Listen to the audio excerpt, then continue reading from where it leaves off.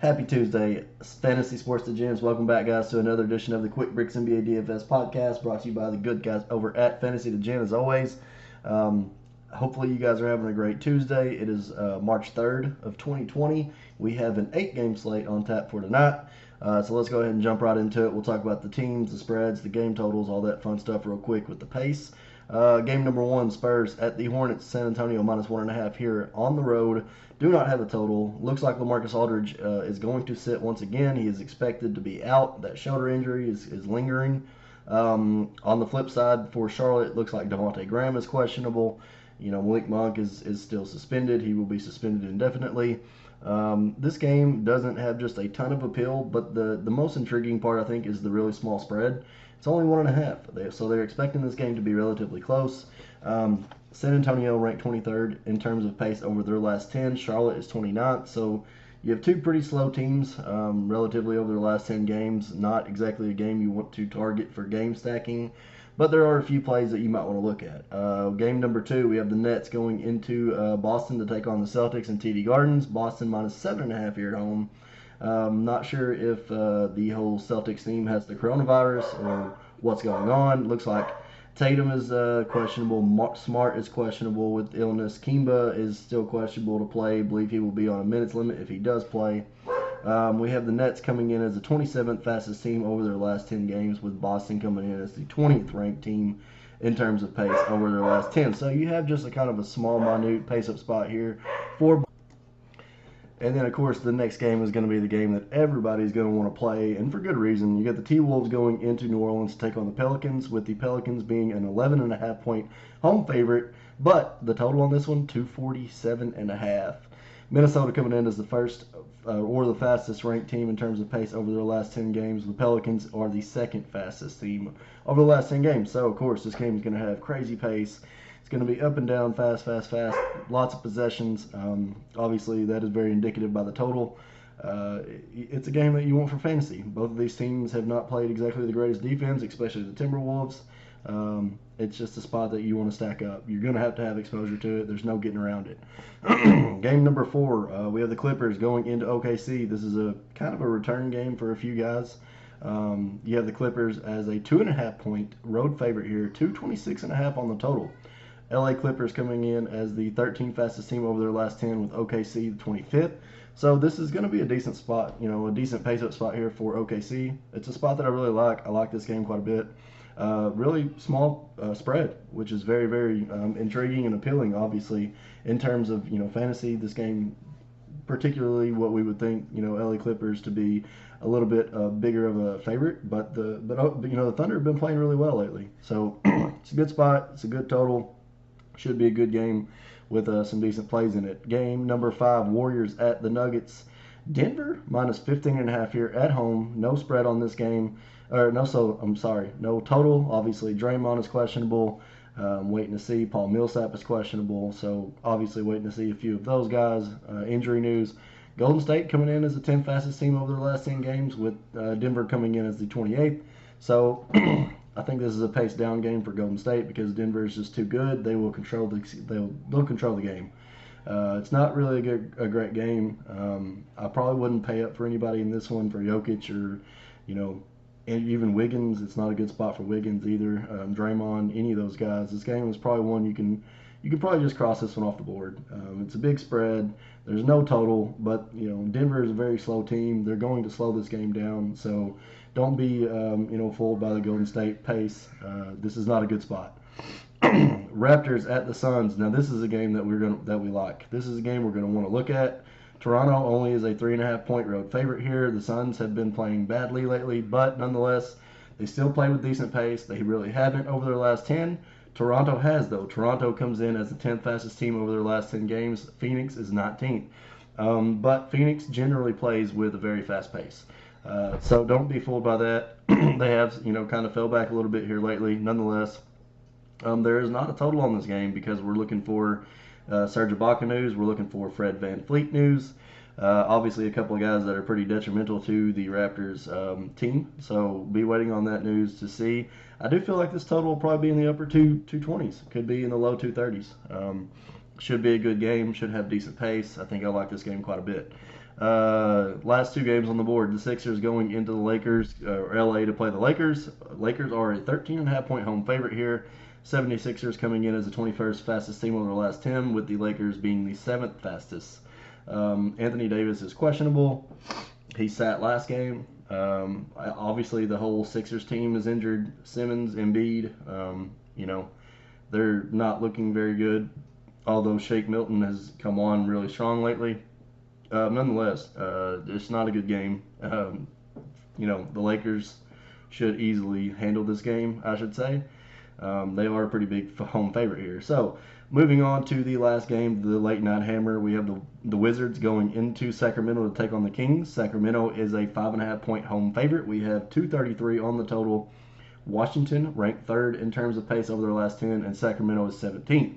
So, pretty good little pace-up spot here for the Kings at home.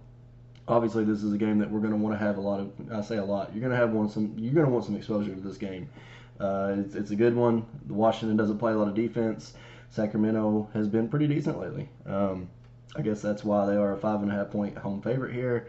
But this should be a small pace-up spot for them as well. So, moving over into the positionals, let's start with the point guard spot where you have LeBron James. Obviously, if AD is out, it's going to be hard to kind of fade this guy. Nonetheless, they are a pretty big home favorite. He did put up 75.5 fantasy points last game against New Orleans, but that it was a totally different scenario with the really high pace. He put up 34 points, 12 rebounds, 13 assists, and 2 steals. He's now gone for 60 or more in his last 2 of 3. If AD sits, you might want to have one LeBron if you're playing multiples. D'Angelo Russell at 9K, his price has gotten up there, but nonetheless, New Orleans in pace and this game having almost a 250 total. I don't mind it. D'Angelo Russell's been playing pretty well lately. New Orleans is allowing the most fantasy points to the point guard spot on the season and the third most over the last 10, so it's a great spot. 41 or more DK points in his last 5 straight, 31 or more minutes per game. He's taken at least 18 or more field goal attempts in his last 5 of 6. And of course, the total being 248 almost. It's just a pretty good play for D'Angelo Russell here. His usage is way up there, and he's basically running the offense. So, Spencer Dinwiddie at 7.5 below him. 49 or more in back-to-back games now. 42 or more fantasy points in his last 5 of 7 on the road. Boston is actually allowing the 5th most fantasy points to that point guard spot over the last 10 games. So really interesting. I don't think a lot of people are going to play Dinwiddie. So I think it's a really under the radar play. He's really cheap at 7.5K on DraftKings. I think that's a totally fair price. CP3 gets a little bit of a revenge game here with the Clippers coming to town. As I mentioned, this game has quite a bit of those in it. So 35 or more fantasy points in his last 6 home games, 32 or more minutes in his last 7 of 9. Of course, this is like kind of a small, it's a small pace-up spot here for OKC with the LA Clippers running with the 13th fastest pace over the last 10. So, again, that's a game that I'm going to want to get some exposure to, and I like a few players. So CP3 is definitely one at 7.5. I think that's a really good price. Lonzo Ball, obviously, in that game total. 7-3 tonight on DraftKings, 50 fantasy points last game against the Lakers.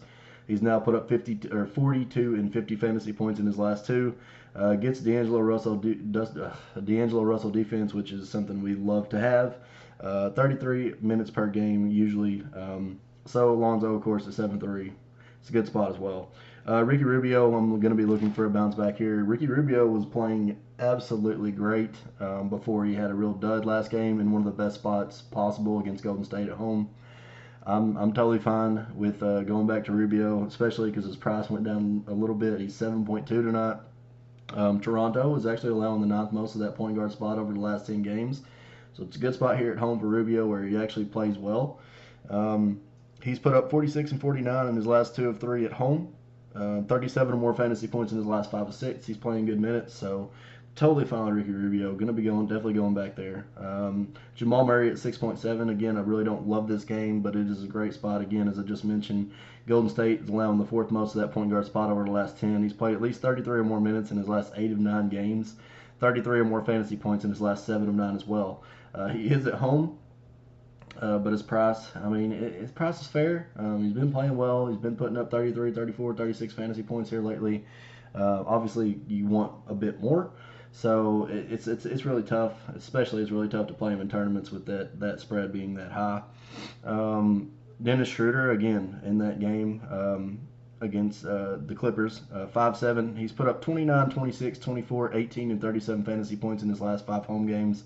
22.6% usage rate in his last 5 home games as well. Dennis Schroeder, his price is very fair. Monte Morris at 4.5. I've had a home vendetta with this guy. I say vendetta. It's more like a road vendetta. I won't play him on the road. I'll play him at home. He's been playing pretty well at home. 4.5K, and obviously in this game where I think it could be a blowout, the Warriors are not good. They have not been good all year. And he's 4.5K. He's put up 24, 26, 34, 25, and 25 fantasy points in his last 5 home games. I think he has cash value here. I think he's going to get some extended run.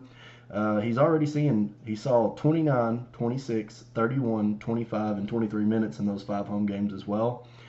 We know Golden State, of course, is allowing the 4th most of that point guard spot. If this game gets out of hand, Monte Morris could easily see 30-plus minutes and could really have a nice game. It is a great spot. So Monte Morris, keep him as one of your value guards. Reggie Jackson is another one, and it's really tough, and I didn't even want to put him in here. But, it is a revenge game. He is going back into OKC, who was the first team to ship him off. He's 4.5K.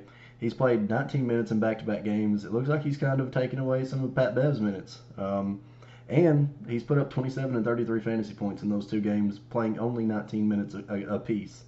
So, again, it's a good spot. It is a revenge game. I don't love that he's not playing big minutes, but he's 4.5K. And he's shown the upside that he has in just those small amounts of minutes. So keep that one as kind of a tournament play. If you're playing multiples, put some Reggie Jackson in a few tournaments. Shooting guard, Brad Beal. Guy's been amazing. 61 or more fantasy points in his last 4 or 5 games. 35 or more minutes in his last 5 straight. 38.5% usage rate over his last 5 games. The guy's been playing out of his mind. He's been playing nuts. It's a good spot here against the Kings. I like Brad Beal once again. Andrew Wiggins at 7.6. If you want to go there, I probably will not. It is not a good spot. It's not a great anything for any Warriors. But he's kind of cheap. I mean, I could see him maybe being a tournament play because he's going to see the usage. He's going to have to take a million shots, especially if Draymond sits once again. And he's put up 44 and 42 fantasy points over the last 2 games, 35 minutes in back-to-back games as well. He's put up 43 and 52 fantasy points in his last 2 road games as well. So the numbers are there. It's just not a great spot against Denver, who's really slow, and they're really big dogs. So DDR, DeMar DeRozan at 7.4. We would have expected him to be playing a lot better. The first game without LMA, he puts up 52 against Sacramento, and we're all like, yay. And then the next game he puts up 36, and we're like, okay. And then the next game he puts up 28. It is, like I said, this game is really intriguing. It's really appealing, considering the fact that San Antonio is just a small 1.5-point road favorite here against Charlotte, who is really bad. I think there's a lot of value in this game. I think DDR is one of them, obviously. There's a couple others we'll talk about, not near as much on the Charlotte side, but San Antonio definitely has some value. They've been playing a couple games without LaMarcus Aldridge now, so we kind of got some more info. But DDR, nonetheless, 35 or more fantasy points in his last 3 of 5, 33 or more minutes in his last 3 of 4. Moving on, Jaylen Brown at 7-1, 33 or more in his last 5 straight fantasy points. He gets a good spot here against the Nets at home. Over 20 actual points in his last 5, 33 or more minutes per game. Jaylen Brown has been playing really well. If in the event that any of those guys do happen to sit or are limited, he definitely gets a bump at 7.1K. Love the price. Shai Gilgeous-Alexander is at 7K. I think this is a great spot. The Clippers have struggled against the shooting guard spot lately. Basically, they have all season. He's put up 30 or more fantasy points in his last 4 at home. And again, I just think this is kind of a small pace-up spot here for OKC. I really like this spot. I really like this game. And I think this is a game that I would look to stack more so. This game and the Raptors and Suns. Those are my 2 favorite games. Let me go ahead and point that out there. I know everybody's already going to be on the T-Wolves and Pelicans, and yes, I'm going to have some of that game. But my favorite games are the Clippers, Thunder, and Raptors, Suns. So, get back to it. Shai Gilgeous-Alexander is definitely in play at 7K, 30 or more fantasy points in his last 4 at home. Malik Beasley at 6K in that, in the Pelicans game, Minnesota game. New Orleans is allowing the 8th most of that shooting guard spot over the last 10. He's played 33 or more minutes in his last 5 of 6. Huge total, 27 or more fantasy points in his last 5 of 6. He is 6K though, so. But again, it is a good spot. Everything aligns.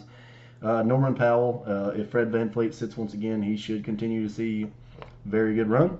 He saw 29, 29, and 34 minutes in his last 3 since he returned. He's also, no, sorry, that was fantasy points, my fault. 29, 29, and 34 fantasy points in his last 3 since his return. Has played 29, 36, and 40 minutes over his last 3. So his minutes have done nothing but go up ever since his first game. And he, nonetheless, even if Fred VanVleet plays, the guy's going to see tons of minutes. They're hurting, especially if Serge sits. That probably means that RHJ will probably have to play some 5, and then OG probably slides down to the 4 again. Nonetheless, Powell at 5.7 is totally fine. Buddy Hield at 5.5, I think is a spot that I really like. In his last 3 home games, he's put up 30, 37, and 54 fantasy points. 25 or more minutes in his last 4 of 6. Washington, of course, allowing the 6th most of that shooting guard spot over the last 10. So throw Buddy Hield into some not cash. Throw Buddy Hield into some. Well, I mean, I don't know. I could see Buddy Hield in some cash. I mean, it's not my favorite, but I don't think I hate it. Definitely more of a tournament play. I think he has decent upside. Alec Burks at 4.4 has gotten some decent run lately, 25 and 27 minutes over his last 2 road games, and he's also put up 28 and 23 fantasy points in those 2. So he's getting more run on the road. I'm guessing it because the Sixers have not been good. They are big dogs tonight, so Alec Burks at 4.4 I think is totally in play. He's put up 13 or more points, 2 or more rebounds, 2 or more assists in his last 2 road games. So yeah, if you want to go there, I think I'm totally fine. Small forward Kawhi at 9.2, 44 or more in his last 5 of 7, over 52 fantasy points in his last 3 on the road, 34 or more minutes in his last 5 of 7. Again, I like this game, and I will have Kawhi.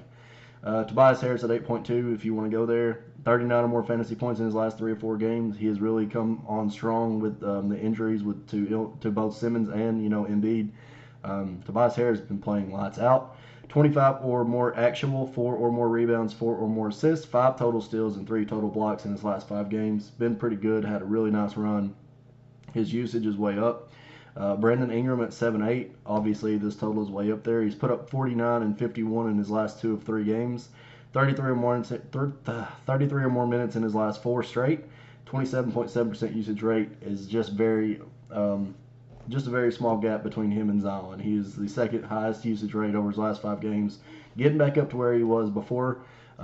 He's getting that rollback. So I like some Brandon Ingram at 7.8. It's a good spot. Gordon Hayward, of course, if all those guys sit, he is going to be the ultimate cash lock against the Nets here. 38, 51, 47, 44, and 18 in his last 5 at home. Fantasy point totals, so good numbers. Looking at, you see the floor of 18 there, but we'll kind of discount that game. That was a rough game for him. Then you see the 38, 51, 47, and 44 in the other 4 home games, and then that's where you look. He's going to be good. His price is fair. Of course, if any of those guys sit, Tatum, Kemba, or Smart, he's going to get an uptick in usage. And he's played tons of minutes, 36 or more minutes in his last 5 or 6. So Gordon Hayward definitely in play. Paul George at 7-1, returned to OKC, another revenge spot here. He's actually played more minutes over his last couple of games since returning. He's put up 35 and 36 fantasy points over his last 2, 25, 28, and 30 minutes over his last 3. And we all know that PG wants to gun at OKC. So 7.1 I think is a fantastic price for PG tonight. OG at 6.5K. The guy's been just come on balling over the last 2 games with all the injuries. With no VanVleet, with no Serge. He's played 40 minutes in back-to-back games. He's put up 45 and 61 fantasy points, 16 and 32 points, 7 and 9 rebounds, 3 assists per game, 13 total steals over his last 2.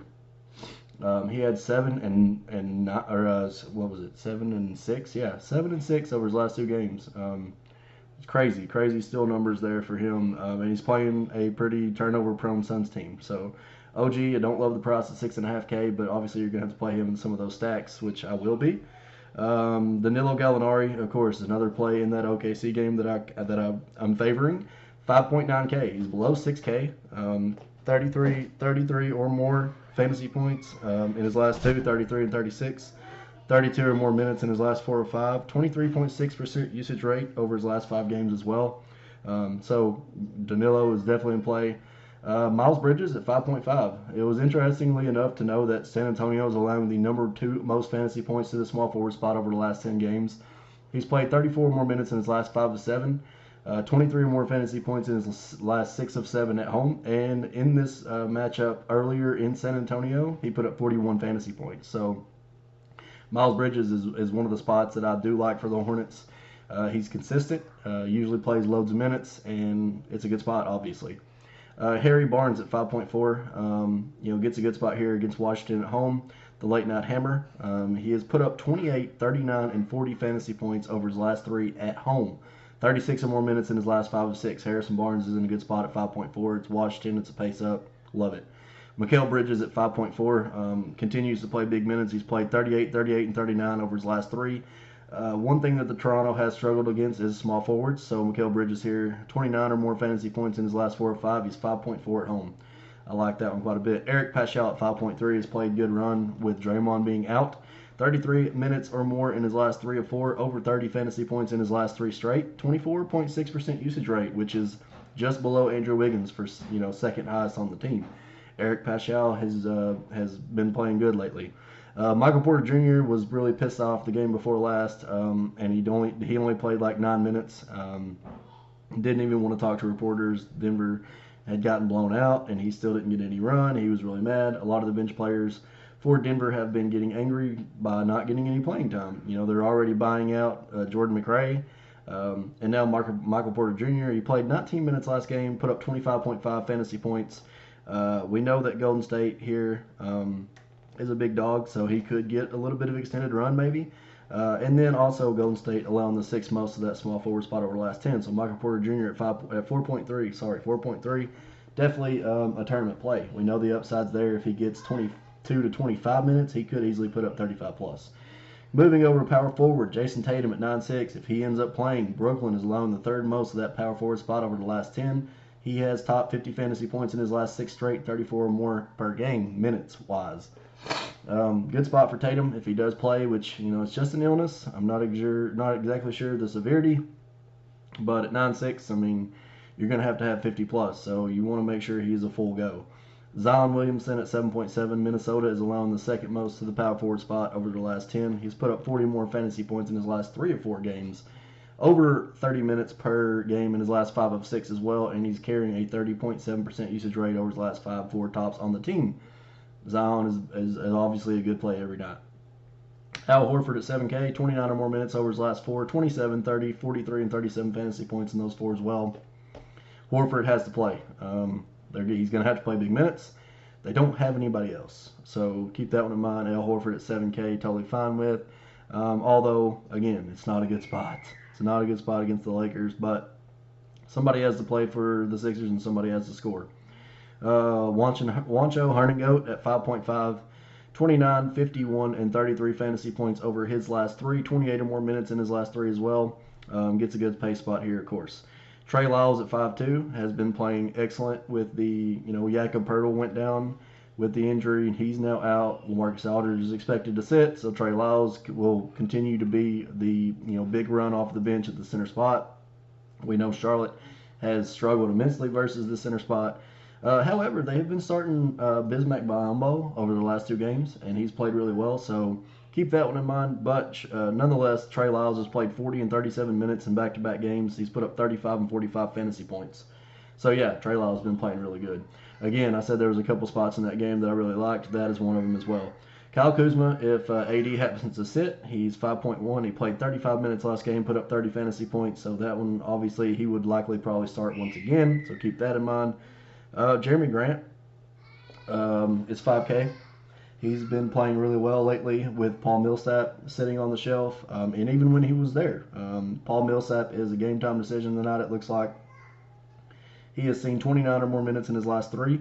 He's put up 37, 34, and 28 fantasy points, and Golden State, of course, is allowing the 6th most to that power forward spot over their last 10. So great spot for Grant. If Millsap is out, even if they get ahead a little bit, Grant's going to have to play. So I don't mind his 5K price tag. I think it's a good spot. RHJ, of course, if no Serge plays, if Serge Ibaka sits once again at 4.6, RHJ will definitely be in play. The pump play for the power forward is going to be Mike Scott. Played 26 minutes last game, put up 30.5 fantasy points. he's going to, if in the event that this game gets out of hand, he's got to have to play anyway, for one, because he's one of their only bigs off the bench. So Mike Scott at 3.3. Go with that if you want to throw in some tournaments. Going over to the center spot. Nikola Jokic at 9.4. Golden State versus big. We know it's big. He's put up 67.5 fantasy points last game against Toronto. Jokic is always an elite play, but again, that's a big spread. Montrezl Harrell at 6.2 has now put up 38 and 44 fantasy points in his last 2 games. Over 29 fantasy. Sorry. That's right. Yeah, over 29 fantasy points in his last 5 of 6 as well. 26 or more minutes in his last 3 of 5. His minutes are really inconsistent. He'll play 28, then he'll play 20, then he'll play 26, and then he'll play 20, and then he'll play 23. It's really inconsistent, but it's a decent spot. He's only 6.2, but I will say you probably want to pair him up with Lou Williams if you play him. Keep that in mind. Steven Adams is the one that I like, obviously, against the Clippers. It's a great spot at home. He's only 6.2. He's put up 35 or more fantasy points in his last 3 or 4 at home. 27 or more minutes in his last 10 of 11 games straight. So, Steven Adams at 6.2 I think is probably going to be pretty popular, but nonetheless, it's just a great spot. Marquise Chris at 5.8. 25 or more minutes in his last 3 or 4 games. He's put up 33 and 35 fantasy points in his last 2. 34 and 44 fantasy points in his last 2 on the road. So Marquise Chris, not a great spot, but it is he's been playing well. Harry Giles for the Kings at 5.6. 24 or more minutes in his last 5 of 6. 25 or more fantasy points in his last 5 straight. Gets a good spot here against Washington at home. If you want to go there at 5.6, I'm totally fine. Daniel Tice at 5.5. 26 or more minutes over his last 4 or 5. All these guys that are questionable could bump him up a little bit. 26 or more fantasy points in his last 5 straight. We know that the Nets have not been good against centers, so Daniel Tice at 5.5 I'm totally fine with. Derek Favors has been playing pretty well lately as well. 24 or more minutes in his last 5 games. He has now put up 34 and 35 fantasy points in his last 2. Of course, Minnesota's allowing the 5th most to the center spot over their last 10, considering they've been starting Naz Reid, while Karl Anthony is still out. Derek Favors at 5.2, yeah, really like the spot here, really like the price. Jarrett Allen at 5K. Boston, we know, also has not been that great against centers. Sorry, Daniel Tice. But nonetheless, he's 5,000, 25 or more fantasy points in his last 4 or 5. He's put up 33, 25.3, 42, and 35.3 in his last 4. So, yeah, good spot for Jarrett Allen here. Bismack Biyombo, as I talked about, at 4.3, has now played 27, 32, and 22 minutes in his last 3. We know Sacramento has not been that great versus the center spot. Or San Antonio, sorry. Of course, they're starting, Trey Lyles there now. Biyombo kind of has a little bit of a size advantage. And he's put up 26, 33, and 34 fantasy points in his last 3. So Bismack is definitely a spot you can look at. Finally, last but not least, Alex Len is a tournament play and always will be. 4.3 tonight. 16, 21, and 28 minutes over his last 3. He's also put up 28, 23, and 35 fantasy points. Get Washington at home. Alex Len, definitely a tournament play. All right, it's been 28 minutes. That wraps it up. Hope you guys enjoyed this edition of the Quick Bricks NBA DFS podcast. Enjoy your Tuesday.